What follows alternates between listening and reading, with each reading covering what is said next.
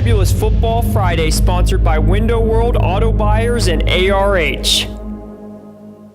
Here we go. Fabulous Football Friday, Week 10 edition, double digits. Here we are, 2 weeks left until it is postseason do or die time. Let's bring in my guy, Matt Rainier. Matt, this week we've been looking forward to for a long time. Last couple of weeks, it's like we've had a headliner every single week, like the prize fight, you know? This week it was obviously the rivals. It was Oak Hill, it was Woodrow. Oak Hill, as we talked about all day, trying to do something that hasn't been done by an Oak Hill football team since 1927, where they beat Woodrow Wilson 3 times in a row. And overall, Woodrow has dominated this series. But since Devon Marion has been here, Oak Hill has found a way to counter both teams up and down, but Oak Hill coming in a little bit faster and stronger to this game. Yeah, it's really interesting to see if Oak Hill can keep up the momentum that they've seen from the last 2 years in being 2-0 and things like that, but also really that they had all the momentum coming into this game, starting to get back from some of the injuries.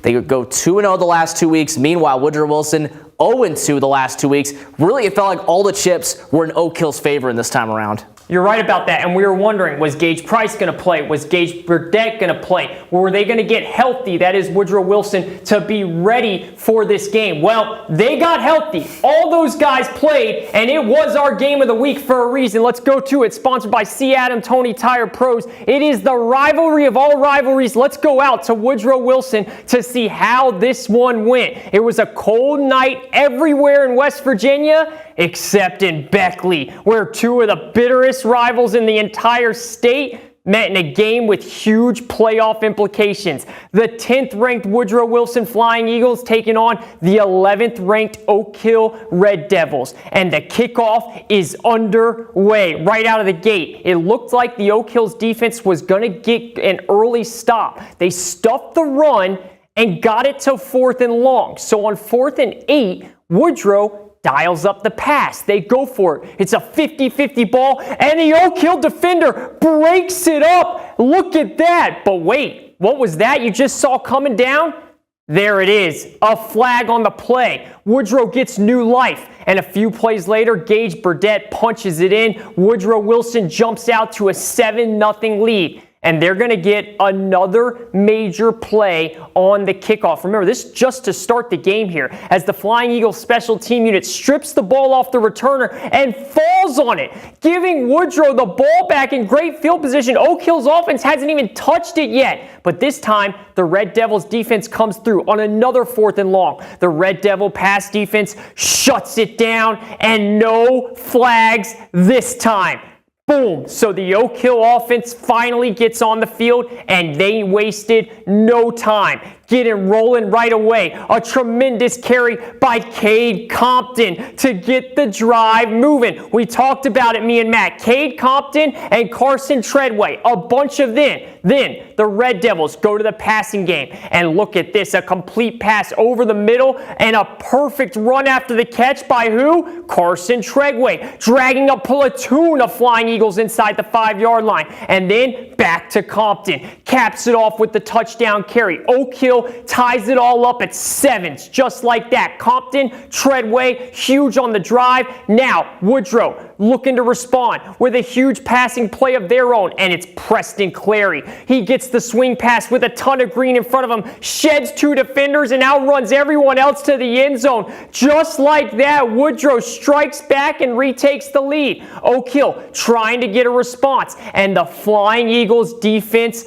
comes up with a big play. Gage Burdett doing it on offense and then doing it on defense, getting the interception on the right of the sideline. So Woodrow gets the ball right back. Price drops back, looks to throw, but Treadway gets his hand on it and tips it. So Oak Hill's offense now comes back on the field. We move into the second quarter. Antoine Lewis, he's going to improvise, gets out of the pocket, throws across his body, and somehow a dangerous throw, but he finds an open receiver for the first down. So the drive continues. Hicks, again, keeping the play alive with his legs. Finding time, and he finds Treadway over the middle. Low pass, good catch by Treadway, first down. But Woodrow's defense clamps down in the red zone, stopping the receiver short of the goal line, 2 yards short. So that's 4th down, 55 seconds left until halftime. And Woodrow is going to send the pressure.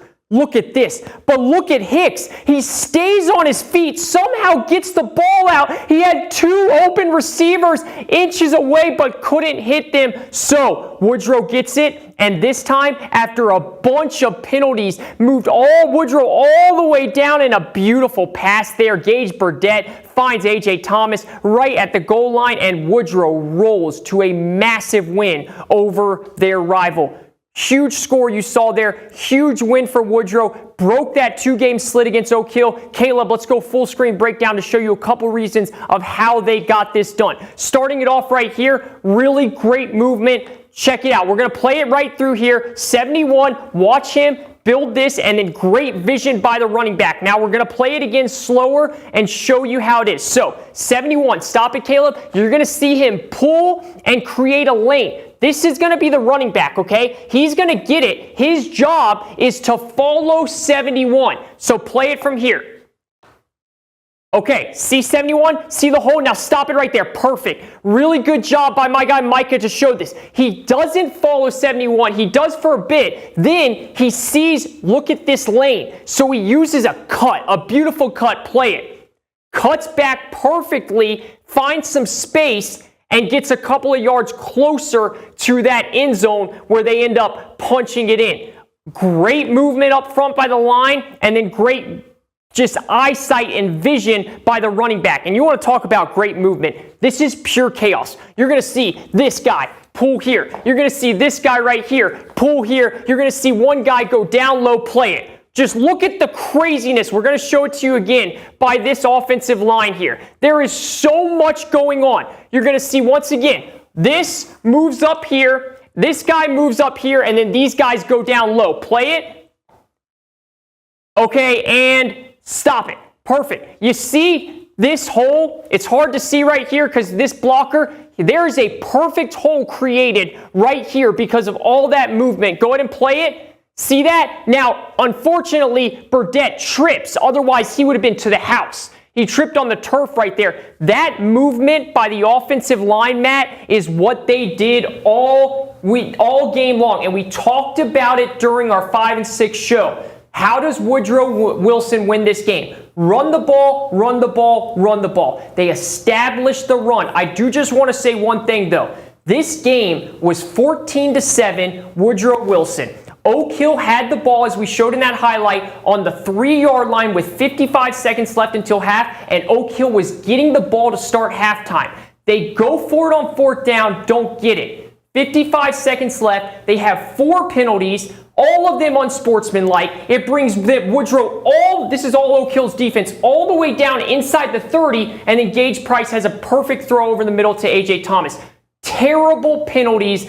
Nonsense penalties that should not be happening is really what cost Oak Hill this game. Absolutely. It definitely cost them down that stretch, like you mentioned, with all those penalties. But really, I think it all kind of started with them getting stopped on that 4th down. Because if they're able to convert and get a touchdown, maybe the mindset's a little bit different. Maybe everyone's feeling a little bit more confident in themselves. These penalties don't happen as often. So maybe that's a different story. And that ultimately, it was a snowball effect for them in the second half, like we saw with that final score. And it's going to be a tough hill for Oak Hill to climb out of. Now they got a tough contest next week for them. No doubt. Now, you had Independence looking off a loss. What did they did this week? Yeah, Independence, Nicholas County. If you look at their records coming into this game, one might look past it seeing Independence having a much better record, but that was not the case. So let's go out to Independence and get this action started right off the bat.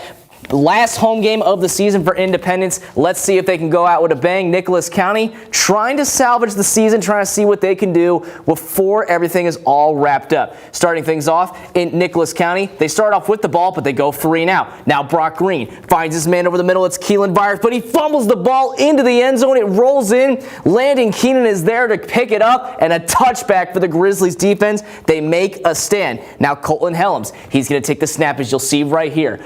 Rolling around. Looks left. Now going to lob it up right. He's got a man open. It's Lucas Milam carrying up the right side, and he gets pushed out of bounds right there. Great connection to keep the drive moving for the Grizzlies. Now, it's Helms. We mentioned him and Milam. I'm going to mention their name again. Why, you might ask? Well, right here. Finds his man wide open in the flats.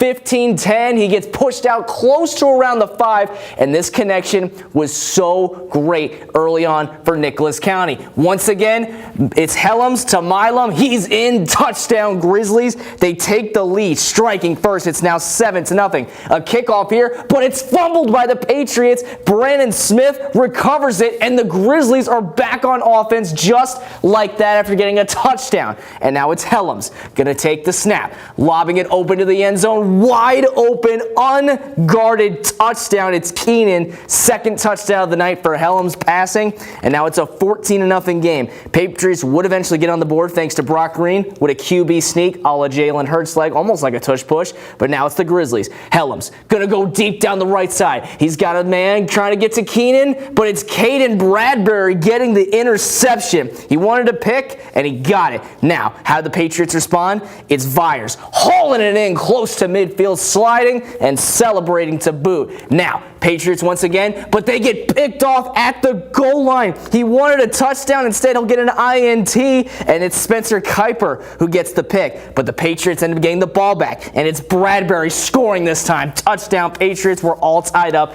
at 14 apiece. He had the interception earlier, and now he gets a touchdown, doing it really all on both sides of the ball for the Patriots. Now, they start the ball in the third quarter, but they fumble it, and it's recovered by the Grizzlies. That was Cooper Lanham who gets the recovery. The Patriots D would end up holding, and it's Jason Laxton running it in, and they go on to win 28-27. Really close game when it came down to the wire. 1-point game. That's the second time this season that Nicholas County has lost by 1 point. They lost to Midland Trail earlier this season in a very similar low-scoring game. This time, they really started out white hot, but then they started to simmer out, and that's when the Patriots started to capitalize and move the ball more efficiently. What a job by Nicholas. I know they lost, but that is an Independence team that everyone thinks can win this state championship. You always hear this saying sometimes in sports, don't lose a game twice. Independence lost their first game of the season last week. It's almost like they almost lost that game twice. Came out a little sluggish, but got things going, and they got the win. Definitely. There was some frustration on the defensive side of the ball just from the players talking to each other. I could see that. But I feel like they just kind of rallied once the second half started and really just came alive as a unit as a whole. What a game that was. And what a game we have coming up. What about Greenbrier East? They have gone through a gauntlet of a schedule. Hard team after hard team. Now they get James Monroe at home. How do they bounce back after their loss to Bluefield? And Midland Trail looking for 5 straight wins. Do they do it? We'll talk about it right after this.